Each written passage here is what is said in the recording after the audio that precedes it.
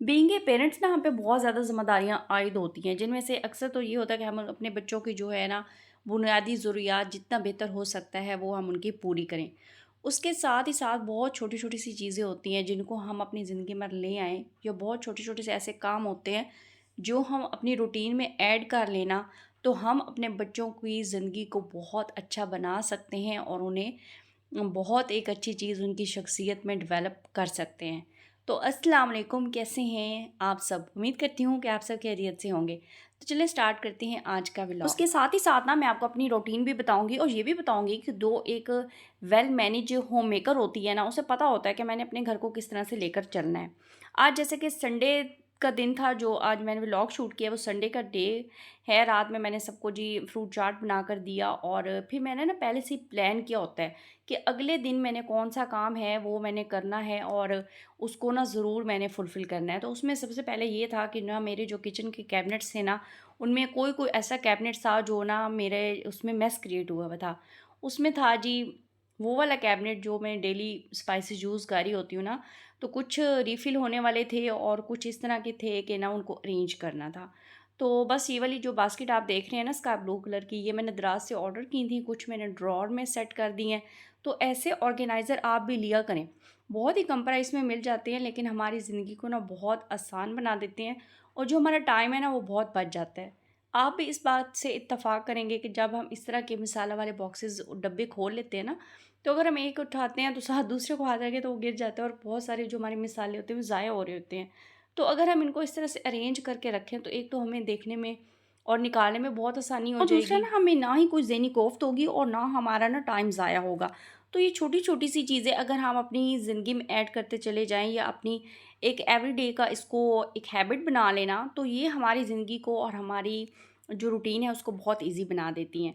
तो मैं अच्छा क्या करती हूँ, जब भी मैं ग्रॉसरी करने जाती हूँ तो अपने किचन के लिए कोई एक अदद चीज़ ज़रूर ले लेती हूँ। तो जिस तरह से आपको ये स्काई ब्लू कलर के ढक्कन वाले और पर्पल और रेड वाले नज़र आ रहे हैं ना जार, तो ये भी उन्हीं में से एक हैं। वो मैं ले आई थी और इनको ना मुख्तलिफ़ इसमें मैंने अपनी दालें और इस तरह की चीज़ें डालकर इनको रीफ़िल किया था। तो बस अब जो चावलों का डब्बा था वो खाली हुआ था, मैंने सोचा इसको भी रीफ़िल करूँ। तो मैं जितने भी ये डब्बे होते हैं ना, जब मैं रीफ़िल करने लगती हूँ ना, तो इनको फिर अच्छे से वॉश करके, ड्राई करके, फिर इनमें जो चीज़ें होती हैं उनको रीफ़िल करती हूँ। अदरवाइज़ जितने भी हों, अगर मैं अरेंज कर रही होती हूँ अपना कोई भी इस तरह का रैक, तो वो मैं ना डस्ट आउट करके डब्बों पर से तो उनको अरेंज कर लेती हूँ। लेकिन मैं वॉश तभी करती हूँ जब इनको रीफ़िल करना होता है। एक ख़ास बात यहाँ पर मैं करना चाहूँगी कि ना हम छोटी-छोटी सी हैबिट्स होती हैं, जो अगर हम बना लें ना तो फिर हमारी ज़िंदगी भी बहुत आसान हो जाएगी और हमारी तारीफ़ भी बहुत ज़्यादा होगी। अच्छा, मैं जो जहाँ पर अपने ऑयल की बॉटल्स रखती हूँ ना, तो उसके नीचे मैं लाइनर ज़रूर लगाती हूँ कैबिनेट में। उससे क्या होता है कि अगर कहीं कोई ऑयल वग़ैरह गिर जाए या ग्रीसी पार्ट हो भी जाए ना, तो उसको जितने भी ये मैं इसमें लाइनर लगा रही होती हूँ ना, इसको मैं आराम से निकाल सकती हूँ। तो लाइनर लगाने के लिए ज़रूरी नहीं है कि हम कोई महंगी-महंगी सी शीट्स ले आएँ। मेरी बेटी की नोटबुक्स थी पिछले साल की, तो जो हम जिल्द करवाते हैं ना, वही मैंने जिल्द उतार के, क्योंकि वो काफ़ी मोटी होती हैं, वो वाली मैंने लाइनर के तौर पर यूज़ की हैं।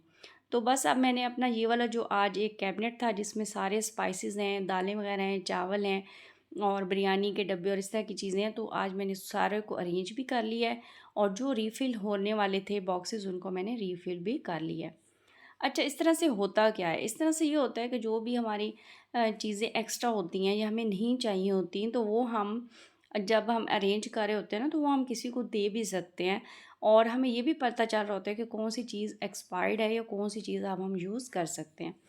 उसके साथ ही साथ अब ये नीचे का एक कैबिनेट था जिसमें काफ़ी कह लें कि एक ऊधम मचा हुआ था, क्योंकि मैं अपने घर की और भी चीज़ों को इसी तरह मैंने दिया होता है कि आज मैंने ये वाला हिस्सा साफ़ करना है या ऑर्गेनाइज़ करना है और आज मैंने इस तरफ तवज्जो देनी है, तो फिर ज़ाहिर-सी बात है कुछ एरिया जो हैं वो बार-बार यूज़ होने के वजह से ना मेसी हो जाते हैं। तो बस इसको फिर मैंने अच्छे तरीके से अरेंज कर लिया। ये मेरे किचन में नीचे का कैबिनेट है, तो इसमें वो वाली चीज़ें रखी हुई हैं जो कभी-कभार मेरी यूज़ में आती हैं। तो इसको भी आज मैंने कर लिया जी अरेंज। अब इससे आगे फिर मेरी हेल्पर आ गई थी और उससे मैंने अपने घर की सफाई करवाई थी। अच्छा, सफाई में भी ना वो भी डस्टिंग करती है और साथ ही साथ मैं भी अपनी जितना भी अच्छा, मुझे फर्नीचर बहुत होता से है ना उसको कमेंट्स आ अच्छे रहे से होते हैं कि डस्टिंग आपका करती फर्नीचर हूँ। बहुत ज़्यादा शाइन करता है, तो आप ही हमें बताएँ कि आप क्या करती हैं? फर्नीचर के शाइन करने की सबसे बड़ी जो वजह होती है वो होती है डस्टिंग। आप यकीन मानिए कि दिन में एक दफ़ा हेल्पर करती है जो आम सी डस्टिंग होती है, उसके बाद उसके साथ ही साथ तो मैं डस्टिंग करती ही हूँ। लेकिन दिन में जितनी बार भी मुझे टाइम मिल रहा होता है ना, और जो मुझे लग रहा होता है कि ये वाला फर्नीचर ज़्यादा डस्टी हुआ हुआ है या हो चुका हुआ है, तो उसको मैं दोबारा से डस्ट आउट कर लेती हूँ। जितनी ज़्यादा हम अच्छी फर्नीचर की डस्टिंग करते हैं तो उसकी शाइन बरकरार रहती है। अगर डस्ट पड़ी रहे ना तो वो फिर कॉर्नर में और इधर-उधर जम जाती है और फिर वो शाइन भी ख़त्म कर देती है फर्नीचर की, और फर्नीचर की ना उम्र जो होती है वो बिल्कुल ख़राब और इतना गंदा फर्नीचर लग रहा होता है जिसकी कोई हद नहीं। तो बस इसका सबसे जो अच्छी टिप है ना वो तो यही है कि आप अपने फर्नीचर की डस्टिंग बहुत अच्छे तरीके से किया करें।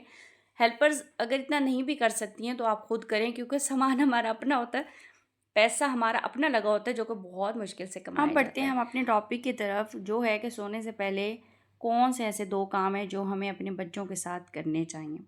जब खाना-पीना हो जाए और बच्चे और हम सोने के लिए चले जाएँ ना, तो सारे दिन में जो हमारा ब्रेन है ना, उसमें एक जो है बीटा लेवल होता है ना, वो एक्टिव रहता है। ठीक है? हम चीज़ें आ रही होती हैं, जा रही होती हैं, हमारा दिमाग उनको सुन रहा होता है, और कोई चीज़ होती है कि वो ना इतना ज़्यादा असरअंदाज नहीं हो रही होती। लेकिन जब बच्चे या हम खुद लेट जाते हैं, उस वक़्त जो हमारे ब्रेन का एक हिस्सा होता है ना, थीटा स्टेट, वो एक्टिव हो जाता है।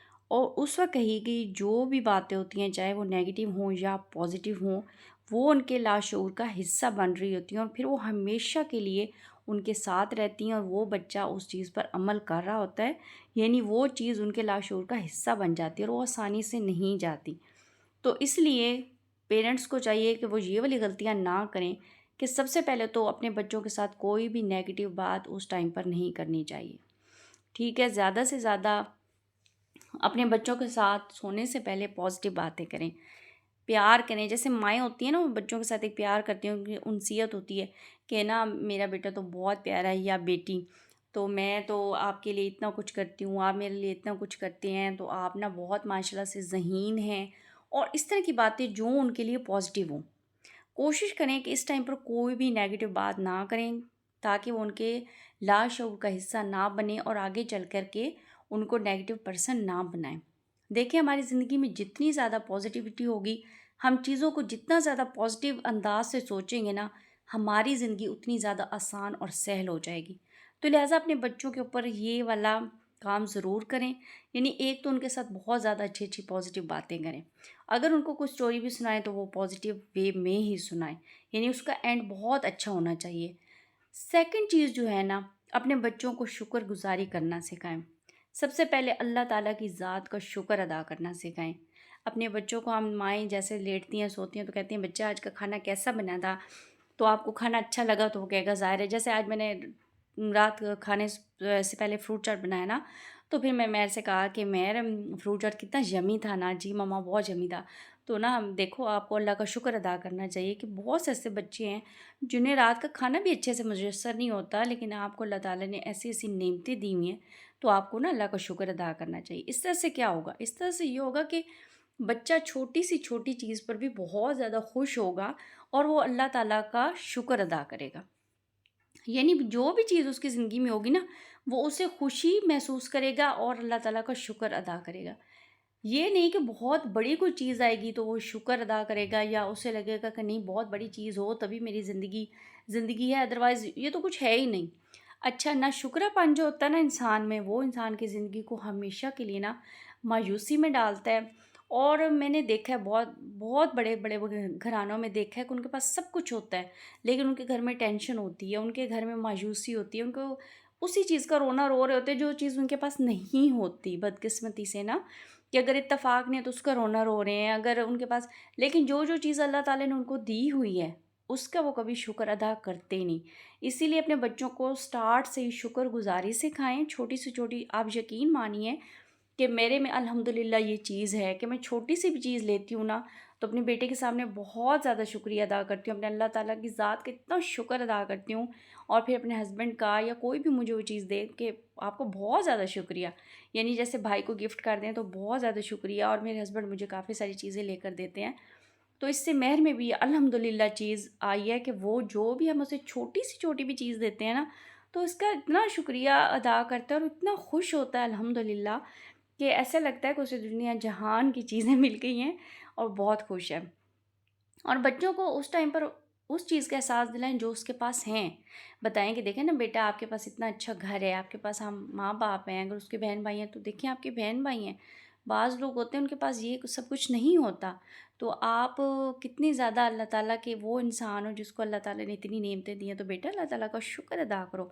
तो ये बच्चा जब शुरू से ही अल्लाह ताला का शुक्र अदा करेगा ना, तो आगे चल के उसकी ज़िंदगी में जितनी भी चीज़ें होंगी वो उससे खुश रहेगा।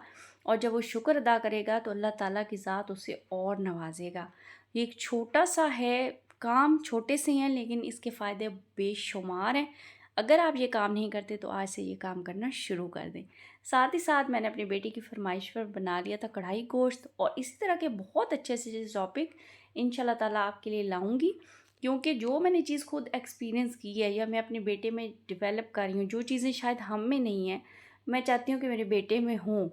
तो जैसा कि व्लॉगिंग करती हूँ तो अब ये चाहती हूँ कि आप सब जितने भी मेरे व्यूवर्स हैं, अगर ये चीज़ आपको नहीं पता तो आपको भी पता चल जाए।